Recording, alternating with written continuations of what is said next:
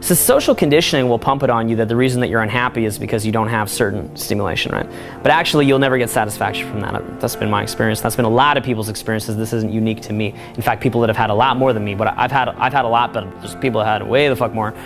And it's not gonna give you what you want in life, right? The reason why people are depressed is because you cannot get enough of what you don't want. Okay? You cannot, it's like if you take a society and you tell them, look, this will make you happy, this will make you happy, then no matter how much of it they get, they're not going to be happy because they don't want it. Real happiness in life, in my opinion, comes from being the person that you want to be, all right? My real experience is that any like happiness that I've experienced in my life, and I've experienced a lot of bullshit and I've experienced a lot of happiness, whatever like happiness I've found in my life, I found it from being the person that I want to be.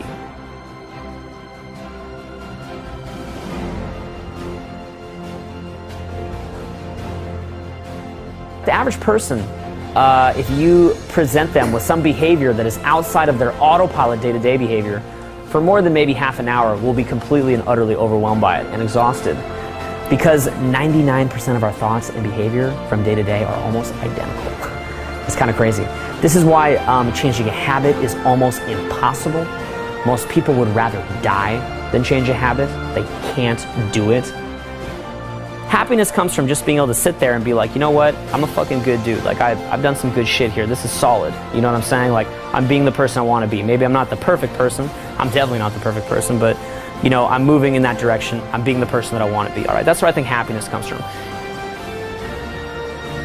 If you don't have the independent will to make yourself go out and do it, it doesn't mean shit, right? You can have a really cool awakening. You can wake up in this exact moment and say, oh my God, I've been living like a fucking idiot.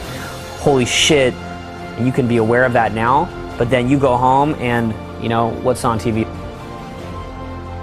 And again, having some greater reason or purpose for why you're doing something, I think is very, very much critical if you want to be able to maintain your motivation in anything, all right? Your willpower to do anything.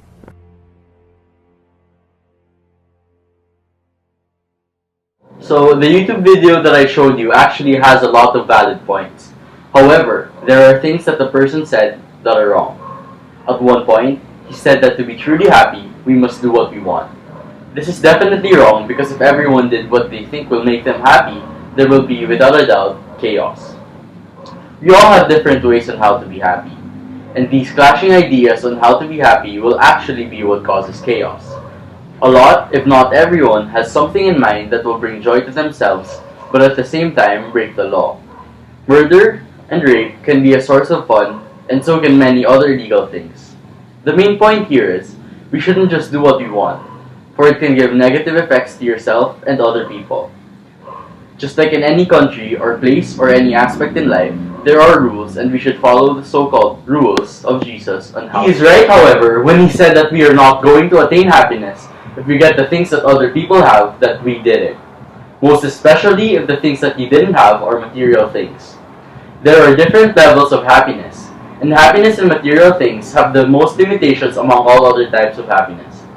This is because material objects are temporary and can very easily disappear, which is exactly why we are invited to find happiness in Jesus Christ. By material things, I mean things like money, property, or anything that will perish. He gives us long-lasting and authentic happiness.